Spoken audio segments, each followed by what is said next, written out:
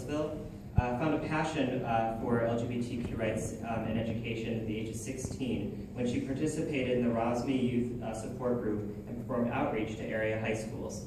Since then, she has served as a ROSME facilitator, conducted sexual education outreach, and has been organizing LGBTQ community events and forums in the Charlottesville area for over 4 years now. With an MFA in creative writing and poetry, expertise in online content strategies and public relations, and several years of professional experience providing effective web content for nonprofit and educational organizations, Amy Sarah brings an enthusiastic and creative vision to SIBO Pride, the SIBO Pride Project. I am proud and excited to have Amy Sarah Marshall here with us today.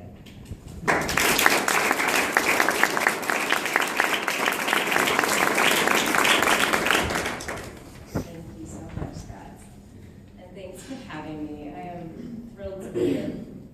And I don't think in my bio I included that I am the president and founding organizer of Charlottesville Pride Community Network, which is kind of 2 years old about. So, when I told my friends who are gay that I was speaking here today, they were absolutely thrilled and warmed and heartened, as well they should be, because this is a big honor. But when I told my straight friends at work, they giggled. They said, I didn't get a straight ceremony when I graduated from college. And they were joking. And they said, how come gays get like their own separate ceremony? Now this is office banter. These are my friends. They are liberal and tolerant, and they vote for the right kinds of things. And I laughed along with them, and they weren't really asking me the questions about why this ceremony exists. But they also were kind of asking me, why does this exist? I mean, to them, to you, to many people out there who you will face as you go out into the world, they might have the attitude of, it's 2014, you're gay, so what, get over it. What's the big deal? So I was thinking about it. Why does this ceremony happen? And as I was mulling the question, I realized that my answer was the same I give when I'm telling people why I'm an activist, why we still need pride festivals, why we need to still have LGBT community, even in this day and age where Ellen is married and fashionable, and you can be out in the military, and marriage equality is sweeping through the nation state by state. All these things were not true when I graduated from college. But what is there that demands or requires a ceremony, a parade, a festival, a community? And the answer to the question, which actually did hound me for a little bit, was right in that moment when that laughter happened, when the joke happened, when the sort of question but not a question happened. And what I could have said to them was, because you are laughing right now, even though it's friendly, even though you guys tolerate and love and accept me, that's why we need to have this ceremony. Because the landscape where I live, and possibly where you might go, it's a shifting and a pitted place. It's not a clear war zone. In fact, many of the workplaces and institutions that you will find yourselves in will be accepting and not hostile environments. The thing is, there are still landmines buried from past wars. There are jagged edges of ignorance that you will stumble upon. There are moments when you will feel exposed to vague recriminations, find yourself defensively preempting underhanded judgments. We are very lucky. We live here in the US. I am out at work. I don't face bullying, arrest, outright oppression, assaults because of my sexual orientation. It's not Russia, not Nigeria. I'm not even in Alabama. The fact my coworkers can joke with me about my identity and my activism is a really good thing. I'm glad they're not violent, Bible-thumping homophones.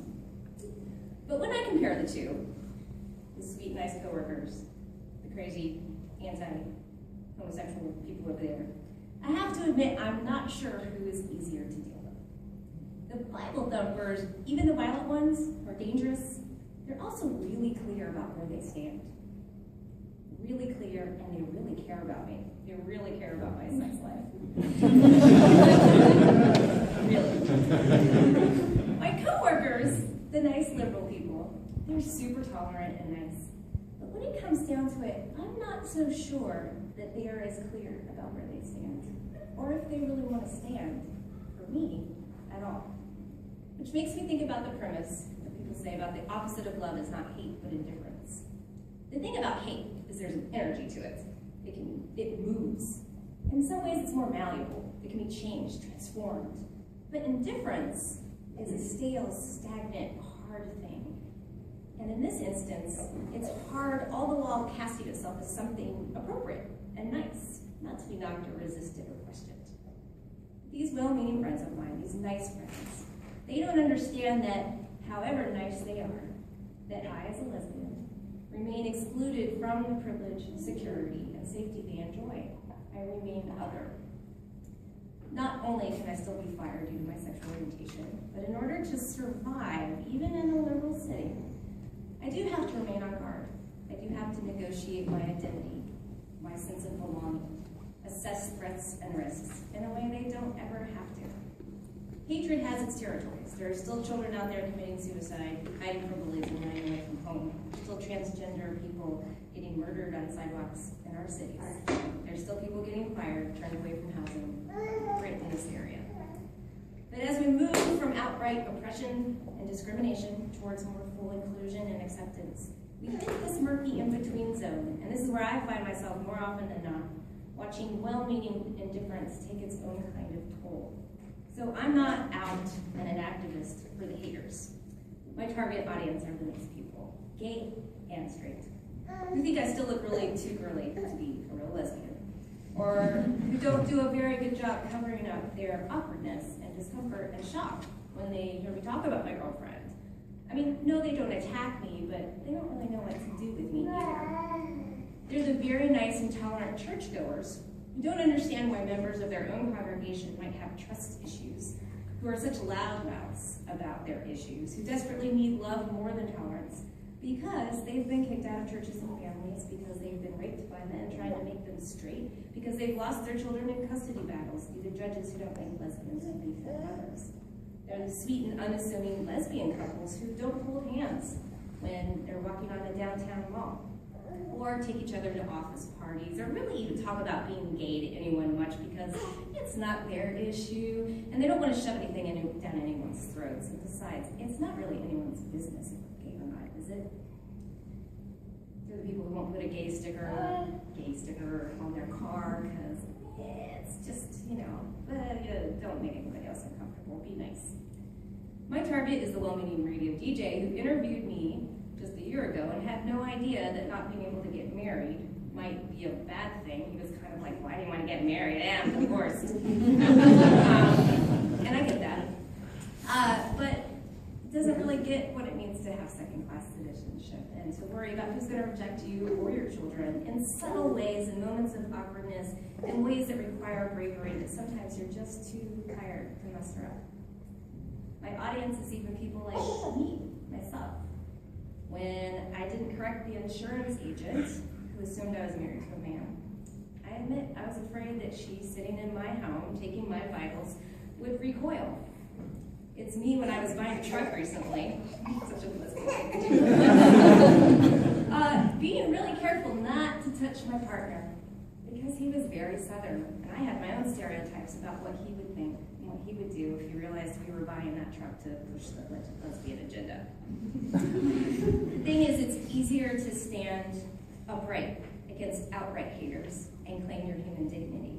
It's harder at the water cooler to be explicit about who you are when things aren't clear and obvious, when people are indifferent and polite, and when it comes down to it, you really don't have to. So why do we have a ceremony today? For me, it's an opportunity to acknowledge, honor, and reinforce my belief that we have a special privilege and a responsibility as members of the LGBT community. Because we know what it means to be excluded, we can understand others' exclusions. Because we know what it means to be on the margins, we're obliged to make choices about ourselves that others may never need to face. We can understand and have compassion for, have a unique empathy for those who remain on the outskirts. So even as we become assimilated into normalcy, even as we move closer to the center and the mainstream, to be accepted places of our society, we have a heart and maybe even a duty to constantly keep the doors of those included classes open, to push the boundaries of who is worthy of political and cultural freedom further, to invite invite into our homes and hearts those who have been deemed untouchable. This is what is so lovely about the sense of pride that we as people in the LGBTQ community, this is what has been bequeathed to us, that's a hard word to say, that this is our cultural inheritance, because it goes beyond our identity as people who are not heterosexual. The message of pride, the core of it, applies to every human, those at the edges and at the center, those at the bottom and at the top of power. Accepting who you are against what people would have you be, this is a radical proposition. It's not even about just being gay or transgender. It's about finding truth somewhere other than in the convention and the status quo. And that's revolutionary. When we as gay people stand up and say who I am, who I love, what I care about, I say that that is worthy and acceptable, we're not pushing a gay agenda, we're pushing a human one. We always laugh nowadays that that gay agenda is waking up, drinking coffee, dropping off the kids, not some subversive, concentrated effort to turn everyone gay. Well, I don't know, maybe some of you have that in mind. But the point is, these normal things, these everyday acts, going to work, going to the preschool, these are acts of insurgence, acts of revolution, activism, because we're pushing the very radical idea that in our everyday lives, we're not apologizing for ourselves. It's not an alternative lifestyle, but it is an alternative life morality, one that anyone can participate in, and many are afraid to, because it calls them to be to the risk of being exiled and excluded.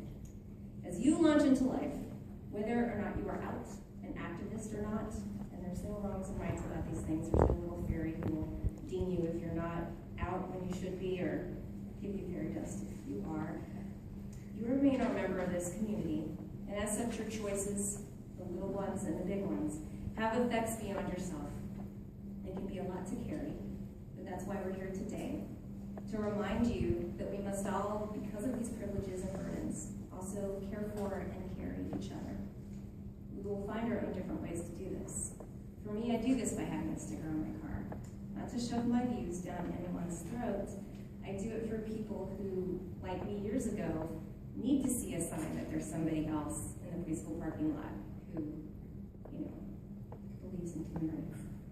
I do the Pride Festival not to show off or make a scene or convince rabid homophobic people, but I do it for the 2 women who came to us last year and thanked us, because they've been together for 13 years and had 3 kids, but last September was the first time in public they held hands.